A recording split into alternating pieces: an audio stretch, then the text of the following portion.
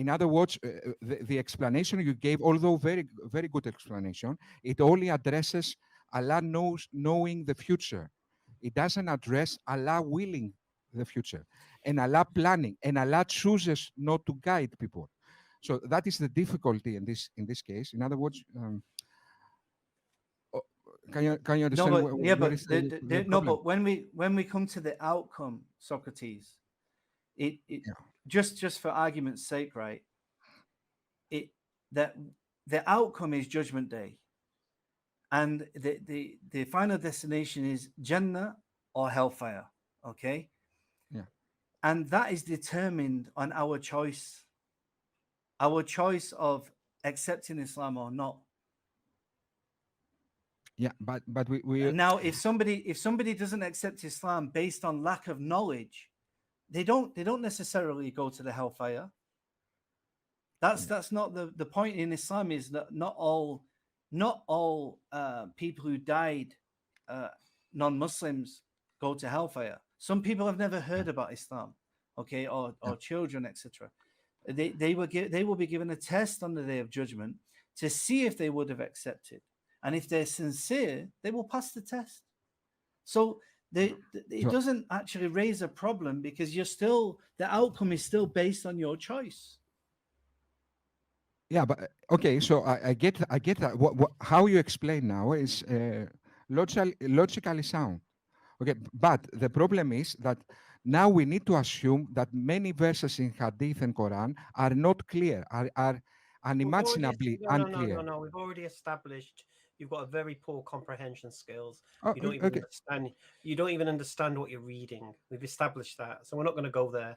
We're not going to. Yeah, I mean, to be honest, question. I just want to know: do you think, do you think compatibilism in general, just let's move away from Islam for a second? Compatibilism is just straightforwardly incoherent. Is it? No. It's coherent. Okay, so can you explain what compatibilism is? Yes, compatibilism is some kind of reconciliation between free will and determinism. In other words, wait. Okay, now here you're saying that so I could even defend like a libertarian free will view on what you're saying, but I don't even need to do that. Okay, so let's just stick to compatibilism. So if you think that is not incoherent, as in reconciling determinism and free will, then why are you saying that it's incoherent? For God's, let's assume that your reading of the verses is anywhere near correct. God deterministically, willing things and doing taqdeer of things, and for us to have free will in some kind of way that's reconcilable. In fact, I made one argument in this discussion, one main argument. I said from the very beginning, no, I didn't say that now. I said that although compatibilism is a sound philosophical position, I said, it doesn't apply to Islam. Islamic scriptures reveal in some places hard determinism, in other places free will, therefore a contradiction. But let's see, was that my argument from the very beginning? Let's see. So we can, hey man, how are you doing? How are you doing, Abdullah Rahman? We have talked with this. It's been a while since our last discussion. Yes. So about free will, there are certain Quranic verses that clearly describe hard determinism.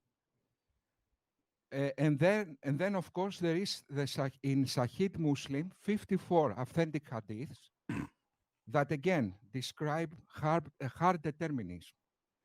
Yet the response against that from Muslims is to claim some kind of compatibilism, some kind of philosophical position that reconcile those two.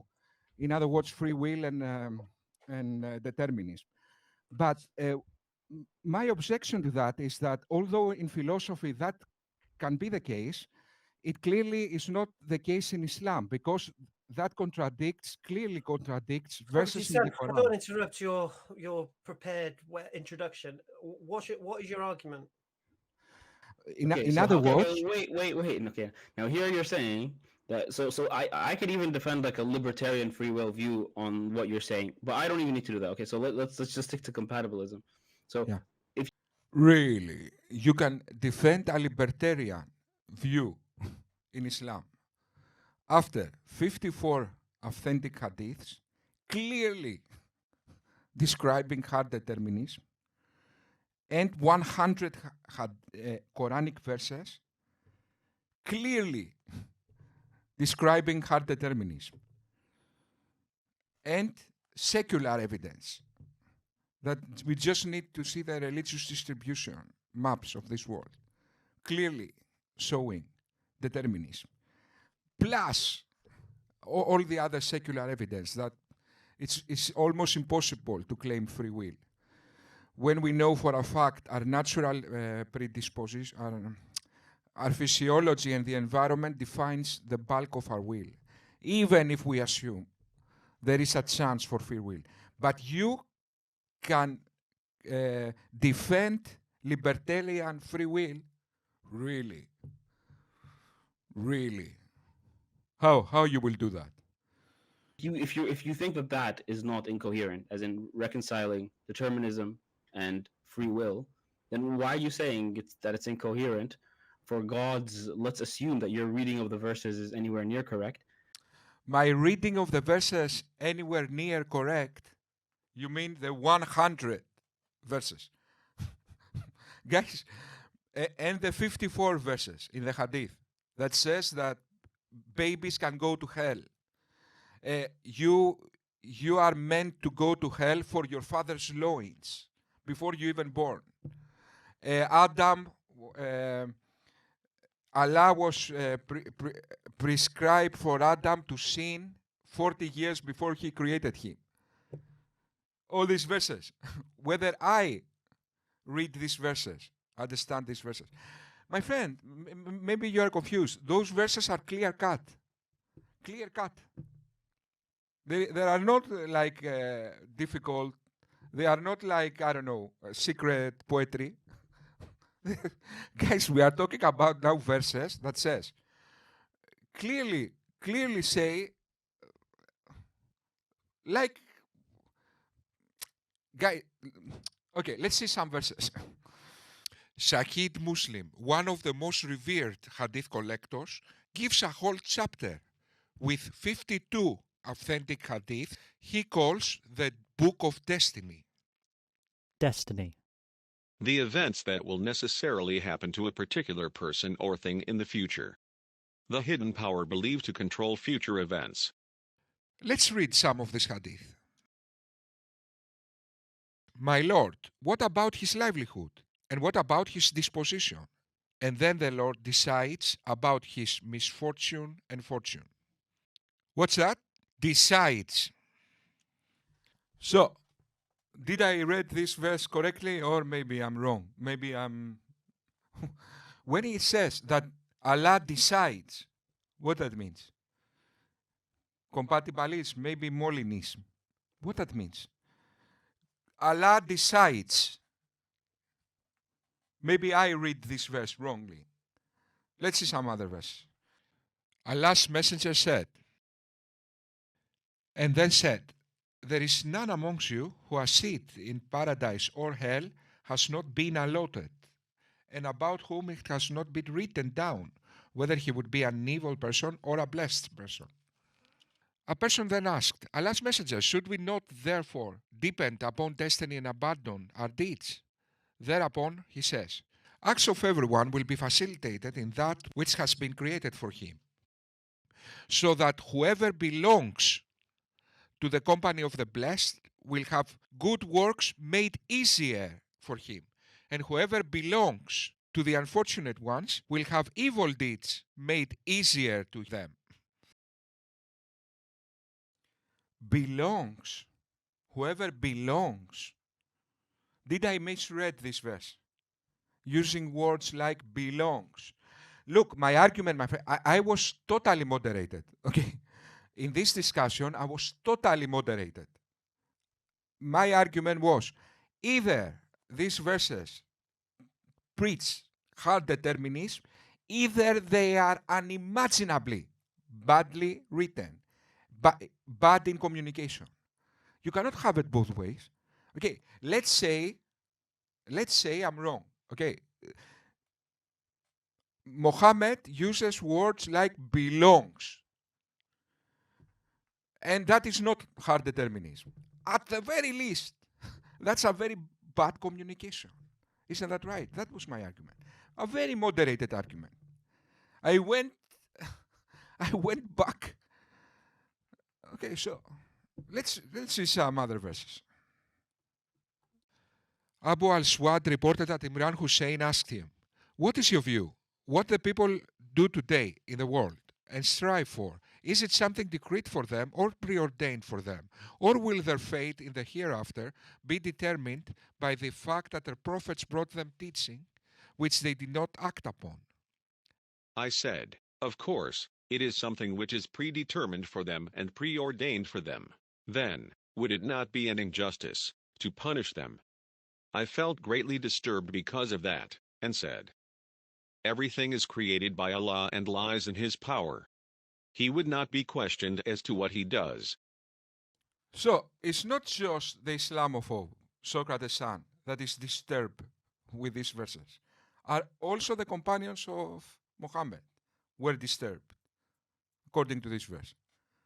And what is the response when he got disturbed? Allah is Allah and He can do whatever He likes. That was the response. Okay, so let me repeat now my argument. I said that there are 100 verses in the Quran and 54 at the very least, only in Sahih Muslim. 52 that describe hard determinism. I said, okay, compatibilism is a good philosophical position, but that doesn't apply here. That was my first argument.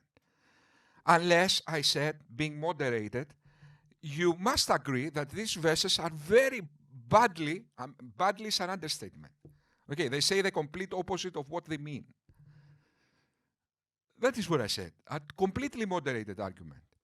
But what you want, Abdul Rahman, is to say that there is compatibilism, although no, there isn't in these verses. Also, these verses are very perfectly written. Wait just a moment. And there is compatibilism in these verses, and they are perfectly written.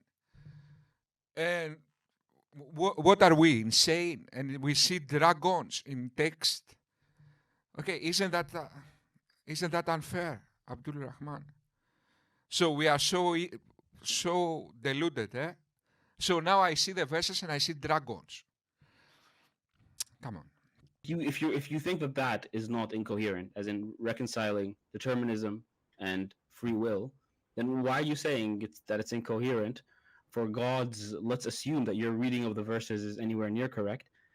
God deterministically, willing things and doing taqdeer of things, and for us to have free will in some kind of way that's reconcilable. Because if you think compatibilism is okay, then why you? You're being inconsistent in your critique here. No, my critique is although in philosophy, compatibilism is a sound argument. The verses those verses in the Quran and Hadith are clear-cut hard determinism. Clear-cut. If you read, for example, let me. What is determinism? What is determinism? Determinism is that all our actions are determined holistically, let's say, totally. By prior causes, right? By a prior cause, yes. Yeah. Now, what are you arguing that God's, will here is doing? It's doing a deterministic sort of process that leads to our acts, right? So you're arguing that Islam is deterministic when it comes to Allah's creation, right? Yes, according to the verses. Okay, and then you're also arguing that we couldn't have free will with that determinism, right? Yeah. First of all, yeah, and at the same time, you're accepting compatibilism, and you're saying it's not incoherent. So no, you're just all over the place. No, if I may, sir. First of all, if we are to make a secular argument, I don't believe in free will. But I am what I'm now. You don't believe in free will. You don't have to believe in free will. You accept that compatibilism is a coherent position. It's not a contradictory position. And you just described the Islamic position right now as compatibilism. You're saying the Islamic position is contradictory, No, while maintaining that compatibilism is not contradictory. Okay, What's I the difference? accept. Yes, I accept the claim of Muslim of compatibilism. I accept they make this claim, but I don't accept this term applies to Islam, because there are verses clear cut determinism. For example, there are yes. Okay. Let's assume that. But then there let are me other give you verses. let me give you an Hamza example, mentioned sir. one for you. You don't need to give me an example because for the sake of argument, I'm telling you that there are verses that are deterministic. Now, are there others that imply free will? Okay, so Yes, why of course. okay? So now here, one second, Socrates. If you do not have a problem with compatibilism, then what are you doing here right now? I mean, I don't get it, because you're if you're saying that compatibilism, which is a reconciliation between determinism and free will, is an okay position philosophically, whatever that means, but then it's not okay when it comes to Islam, then you tell me what changed when you moved from Yes. philosophy to Islam that made one a contradiction, the other not. Okay, good question. So, what I'm saying is that although in philosophy compatibilism is a sound argument, when it comes to Islam, because of those verses, that about 10 verses in the Quran and 54 authentic hadith of Sahih Muslim, that compatibilism doesn't apply to Islam unless you reject 54 authentic hadith. Tell me why. Tell me why. Explain why. Because if you read this verse, let me give you an example, sir. Because it's deterministic. Don't give me an example. Tell me, just look. If I need the example, I'll tell you. But you could just get straight to the point. Is it because Islam, those verses and hadiths, they basically imply some kind of deterministic view in Islam? It's determinism. Yes. But that determinism is also present in the view that you're saying is coherent, which is compatibilism. So there's no problem with determinism being in Islam. Yes, but wait a moment. Alongside free will, according to your position. Yes. Okay. So, but why isn't those a contradiction? And how you reconcile? Because I can name if I see in one verse. Reconcile. You don't have a problem with compatibilism. You shouldn't be asking me that. You should be like, well, okay, Islam is compatibilist. Okay, have a good day. That's what you. Unless you're saying compatibilism is incoherent, which you're not saying. So what I'm trying to say, sir, and Socrates, you always have this thing where you say it's a sound argument in philosophy. I don't know what that means. Like, what do you mean in philosophy? But then when we take the argument somewhere else, it's suddenly gonna change? No. What I'm saying is that there might be abstract arguments that make sense. That doesn't mean they apply to a specific thing. So, for example, if I read no, I'm sorry. You just accepted multiple times that determinism is reconcilable with free will within certain philosophical positions that are respectable. Now, you're not saying anything different in Islam other than there is determinism and there's free will.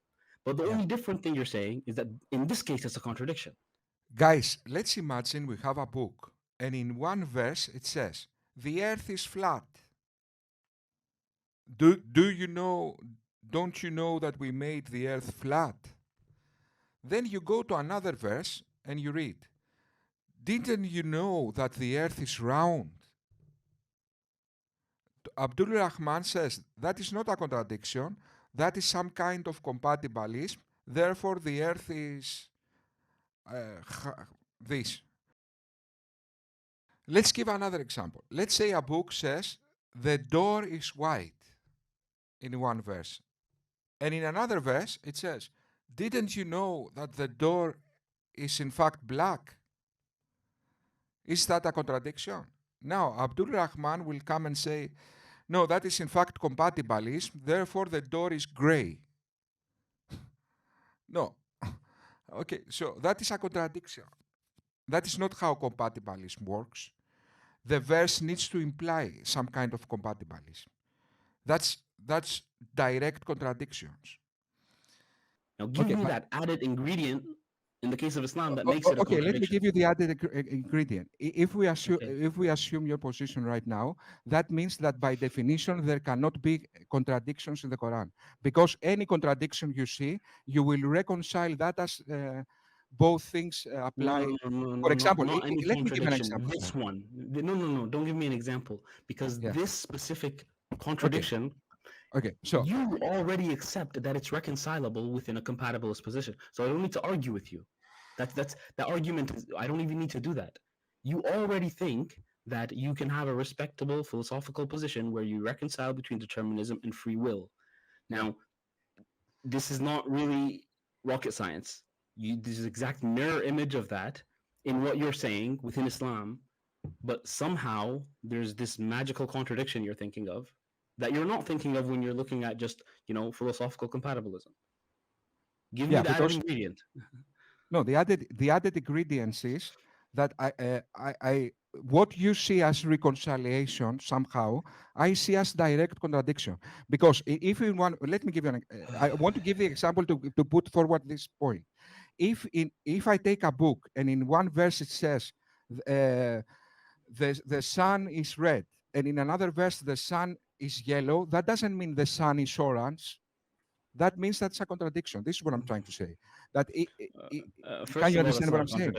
That's first of all, it's a contradiction if it's read and not read at the same time in the same way. Second of all, Socrates, don't go to other examples because you already accept that free will and determinism are in principle reconcilable. Or if you don't believe that, you believe that the philosophical position that holds to that is coherent. Now, you don't need to hear from the compatibilist exactly how it's reconcilable. You don't need to hear a metaphysical account that basically explains how they're reconciled. You believe that the position can be a respectable philosophical position. Look now what he's saying. So, in other words, the words in the Quran doesn't matter. This is what you are saying right now. You say that if you have an abstract philosophical position that makes sense, is not contradictory in any means, that means the words of the Quran doesn't matter. Okay, the Quran might be the Trinity then.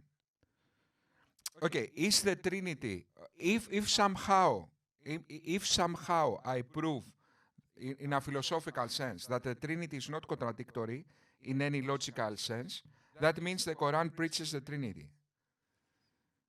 This is what you are saying. You are saying that as long as we have abstract philosophical ideas that are not contradictory, that means that the Quran, the words of the Quran doesn't matter and they apply to whatever is the philosophy. So Islam is communism then. Is communism contradictory in some way, in some philosophy? No, it isn't. So the Islam is communism. Because the words of the Quran doesn't matter. In contrast, what I say is that the words of the Quran, in fact, matter. So, if in one verse in the Quran clearly describes determinism, just because you have some kind of abstract philosophical position, that doesn't mean that apply to the words of the Quran. Yet, what you are saying is that the words of the Quran are in fact are fluid. Okay, so they are not giving a doctrine which is coherent. In other words, what you are saying, Abdul Rahman, is that the Quran is not coherent. Yet the Quran says all over the place that it's clear, a detailed exposition of all things, a clear guidance for humanity. Where is the guidance? When it's completely fluid. Every philosophical position can apply to the words of the Quran. In one place it can says hard determinism. In another place it can says free will.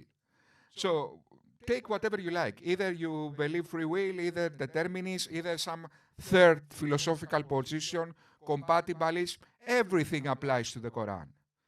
How you know the Quran is true then, if everything applies to the Quran and the Quran is in fact fluid? How you know?